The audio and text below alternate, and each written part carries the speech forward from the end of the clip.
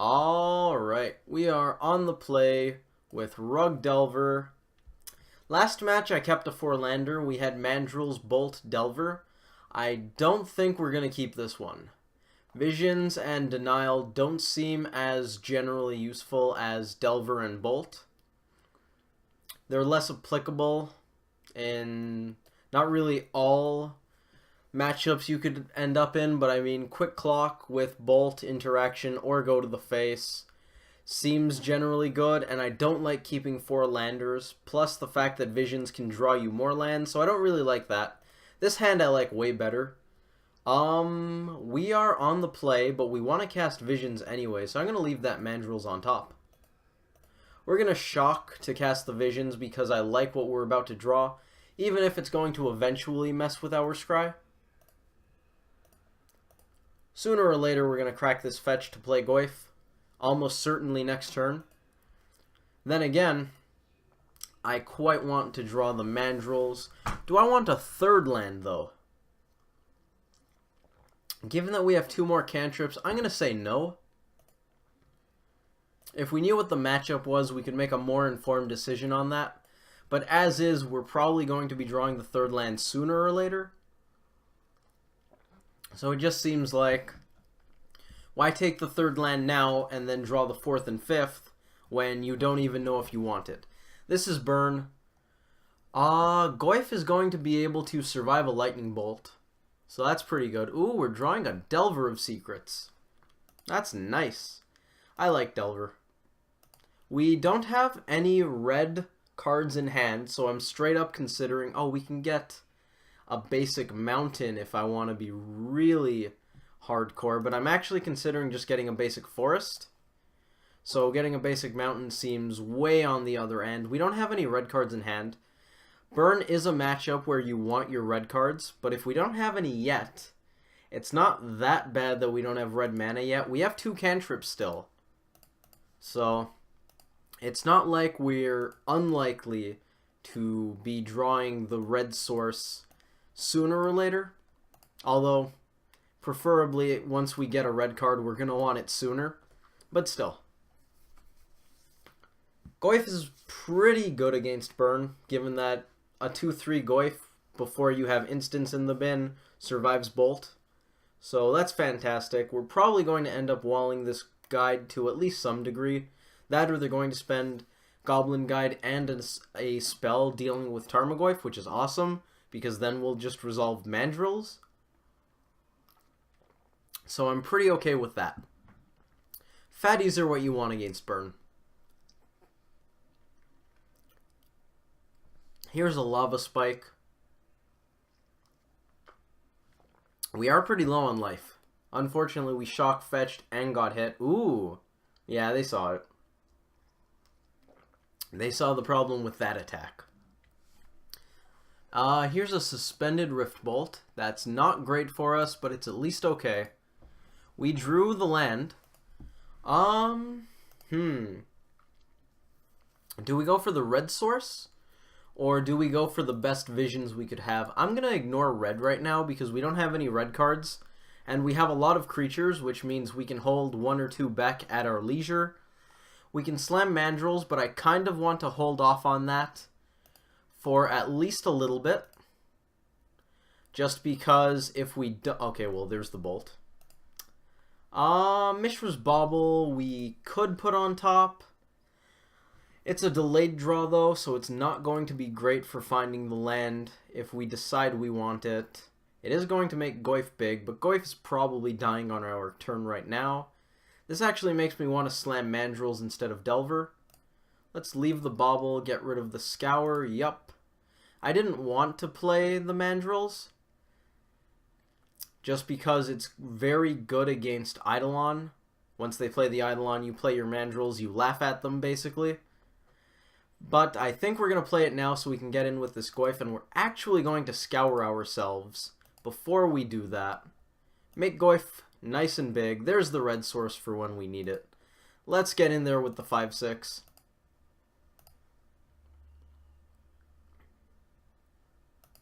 That is a clock. Mandrills, they have a sorcery. We're going to leave artifact land, probably.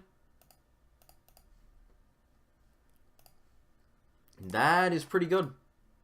Pretty good if I do say so myself. It's pretty likely that an instant or creature is going to end up in the bin sooner or later, so I don't mind delving like that. We take 3. We straight up might be dead, but it's pretty unlikely. They need 3 1-mana burn spells. Or another Goblin Guide and 2 1-mana burn spells. It's not really likely that we're going to lose in this spot. At least not this turn. It's totally likely we can lose to burn. They shock. That means they probably have some good stuff. Another Rift Bolt on suspend. And here is the Eidolon. Well, that makes Bolt pretty bad. Another Mandrills would be nice. I don't know if we want to play that Goyf. So, if we swing with both... Actually, can we... They don't have a choice to not cast the Rift Bolt. Why can't we just... The exile isn't all together, and that really bothers me. So they don't have a choice as to whether or not they cast this. Which means, on their upkeep, that will go on the stack, and Eidolon will deal 2 to them. We swing with both of these. They will take 7, go to 4. We shock, bolt them. We go to 4. They're dead. They won't be able to bolt us with the Rift Bolt suspend trigger on the stack, because Bolt would also deal 2 to them. So I'm pretty sure we're about to win. In what is probably the most style point fashion anyone has ever beaten Burn. Or they block, and we're basically fine with getting rid of their creatures, either when we're attacking or they're attacking. I don't mind, as long as they're losing creatures and we're not taking damage. They block 1. Do they block Mandrills? If they don't, we're probably not going for it. Yep. Oh, now they're not going to take damage off of the Rift Bolt. I wonder if I just screwed... Oh, but now we're not taking damage off of our spells. Wow, Magic is neat. Okay, so we're going to take 3. We definitely play this Goyf. We're going to take 3 off of Rift Bolt, go to 5. The question is, do we shock for this Bolt? We don't. Do we play the land tapped? That I don't know. Probably. We don't want to shock, because it makes it more likely for us to die. And we can't win with the Bolt. We can block the Goblin Guard regardlessly. Do we want to hold up Stubborn Denial or play Delver? I think Denial is better. Or... The threat of having Denial is better than actually having Delver. Normally, I would go for the real play instead of the bluff play. But we have a stacked board here. The only way they're winning is on the stack. So I would like to make them think they will not win on the stack. Now, it's possible we should have played the Delver to play around a Goblin Guide or Swift Spear. Because we only have 1 blocker back. 1 card's a land. 1 card's a Boros Charm. If they have basically anything as that last card, we are going to lose. Oh, how exciting this is. We take 4. What do you have, sir? Eidolon, yes. Actually, did we win? We might not have won.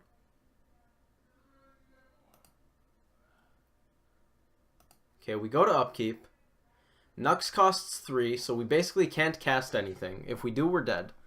If we swing with the whole team, they block both Tarmogoyfs, they take 4, they go to 3, and then we bolt them. Which, conveniently, deals 3. If we attack with 2 creatures, they probably block one of the Goyfs with Eidolon to get rid of it and allow top deck spells to be lethal. Bolt right now. I don't want to wait. Nice. Very close game against Burn. And that makes it fun. I do believe the Burn matchup is pretty heavily in our favor. It's probably one of our best matchups because, well, we play fatties and we play clocks, which our fatties happen to be, and we interact with creatures very efficiently in a way that can also go to the face when it's time, and we can counter burn spells.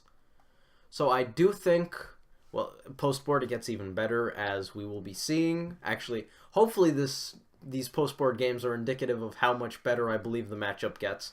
It's possible we straight up lose. They get a really good hand, we get a really bad hand. Variants, all that stuff could happen in Magic. I think the burn matchup's really good. That was a nice close game, though. Spell Snare is something I want. Staticaster is not. Rejection is bad because they don't have colorless spells. We're on the draw, so I like Pyroclasm. Don't like Blood Moon, don't like EE, and I don't like Vapor Snag. The matchup doesn't get a lot better. We're only boarding in 4 cards, but I do think it gets better. We want... Excuse me. Dismember out. Vapor Snag out. 2 Thought Scours out. That's probably it. Our Disrupting Shoals are going to get slightly worse because we're net losing 2 blue cards. Did I take out Disrupting Shoal? I wanted Vapor Snag. We're losing 2 1CMC pitches. We're also taking out Dismember, which actually makes the matchup a little better. And taking out Vapor Snag is nice. We didn't grab the second Pyroclasm. What am I doing? I want 5 cards. The Last Thought Scour can come out. Fantastic. I'm going to keep this. We went down 3 cards for Disrupting Shoal to pitch. That's still probably fine. You don't want too many counters. Disrupting Shoal is nice early, especially though the hands that punish us the most out of burn are when they have a bunch of 1 CMC spells and they just kill us on tempo. If they have one of those spells and you can't, if they have one of those hands and you can't deal with it, you're going to be in rough shape. Pyroclasm and Disrupting Shoal are very good ways to mitigate that. This hand isn't fantastic, but it is pretty safe, so I think I'm going to keep it and just minimize the damage variants can do to us. If we get a bad there's a risk whenever you think about an EV calculation for your mulligan, because I think of everything in terms of EV, so I'm going to talk about this. If you think of it in terms of EV, you want to go with the decision that basically gives you the most likely outcome of winning. For some hands, they may seem okay, but your average 6 is better, so you're going to mulligan anyways. For other hands, maybe your average 6 is still better, but this hand is good enough that you don't want to lose in the potential scenario that your average 6 is better, but maybe you get a below average 6, which is worse, and then you have to mull to 5. And mulling to 5 against burn can be very painful. Maybe you mull to 4, and you never make it back. So, I would rather keep a conservative and pretty good 6 than... a conservative and pretty good 7, then go digging for a really good 6. This hand isn't the best because it doesn't have a green fatty. Those are the best hands we could have, but it has Pyroclasm, it has Shoal, it has Snapcaster Mage, which has some amount of value. So I'm going to keep it. It looks like Pyroclasm is going to be pretty good here. Another thing this hand has going for it is it lets us cast all of our spells because it had Mountain and Fetch Land. We're going to take 3, which after Fetch Shock certainly hurts, but we're also going to 3-for-1 our opponent here. We're not going to fetch yet. Pyroclasm. We'll just end step because we have Shoal for 1 or 2, which is great. I don't want to fetch yet because I actually do want to draw lands. We have Savage Knuckleblade and Huntmaster in our deck. So whenever you're thinking about whether to keep or mulligan, you don't only have to think about the average hand, you also have to consider whether or not the risk is worth mulliganing. Do we just Pyroclasm, deal with that, and play Delver? I don't hate that. I really don't hate that. Let's grab a Forest. Yeah, I think we're just going to conserve our life total here. Pyroclasm isn't getting much better because we're playing our low toughness creatures now. So I don't really want to hold the Pyroclasm for another 2-for-1. I think that initial 3-for-1 is going to be enough to easily make up for any card disadvantage the Shoal happens to bring us. So I don't really care about trying to dig for another 2-for-1 with the second Pyroclasm. I'd rather just keep our life total up. We have 2 Snapcaster Mages. We have access to plenty of card advantage here. So we should be pretty well positioned. So yeah, I don't know if I ever got through the point because I interrupt myself all the time. Grafdigger's Cage makes Snapcaster Mage bad. I believe we want to counter that. Given that we have 2 Snapcaster Mages, pretty sure I want to counter that. Shoal, we're going to hardcast it. No reason to get rid of our Stubborn Denial. Don't pay alternative costs. X is 1. Yup. That spell. 1, 2, 3. Once again interrupting myself. When you think about your mulligan, you don't only have to think about whether or not the average 6 is better than your 7. You also have to consider the potential risk, especially if you're in a high variance matchup, which Burn can be. Tron is also that sort of deck, combo decks, that sort of thing, where if you mulligan, you might end up getting punished for mulliganing, and keeping a decent conservative hand can be way better. We unfortunately no longer have Delver Scribe, but at least we have 2 Snapcaster Mages that are really good here. I think we just want to Snap Visions. We'll attack first. So yeah. Sometimes, I always talk about how I think the average 6 is better, so I'm going to mulligan. But I'm not even sure if the average 6 is better than that hand. We do have a pretty good chance of drawing a fatty, but that hand was pretty good. And I like that it ensured that we had a good hand. So I'm going to take it.